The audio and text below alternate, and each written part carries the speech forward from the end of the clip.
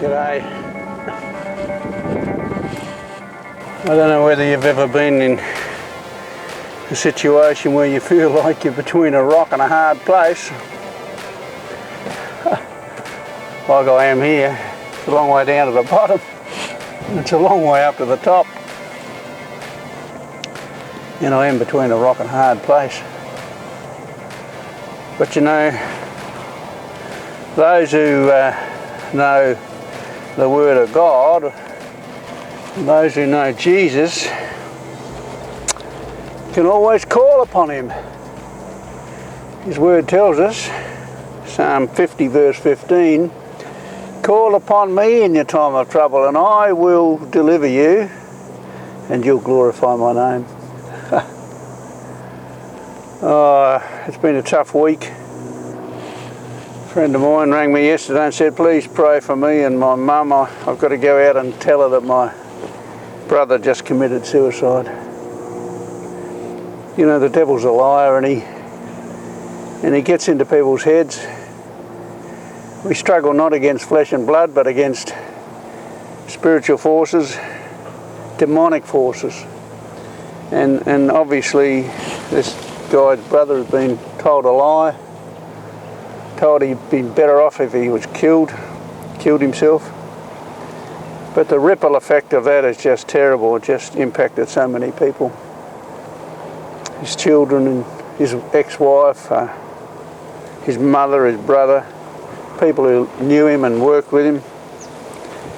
He was between a rock and a hard place, and he didn't know the secret to call upon God. In Jeremiah 33:3 it says, "Call upon me and I will show you great and mighty things that you know nothing of." How few of us realise that that's a promise you can take to the bank. Call upon God and He will show us great and mighty things which we know nothing of. But the devil wants to destroy us. He's like a thief, comes to steal, kill and destroy. He's a rotten sod, full of lies. When Jesus was on the Mount of Temptation after 40 days in the wilderness, the devil came to him and tempted him and said, "Why don't you take one of these rocks and turn it into bread?" And Jesus said to him, "It is written, thou shalt not live by bread alone, but by every word that proceeds from the mouth of God." So for 30 years, as Jesus was preparing himself for his ministry, he was studying the Word. And I think it's in Deuteronomy where Moses said, "Thou shalt not live by bread alone, but by every word that proceeds through the mouth of God." If we can store up the Word in our heart, we will have all sorts of promises we can count on, we can lean on. It's a wonderful thing, the Word of God.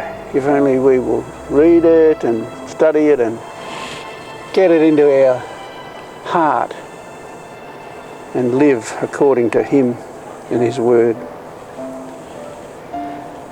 Well, I'm not going up the mountain this way. I'm going to go back and go up the steps. But it's been good talking to you between a rock and a hard place.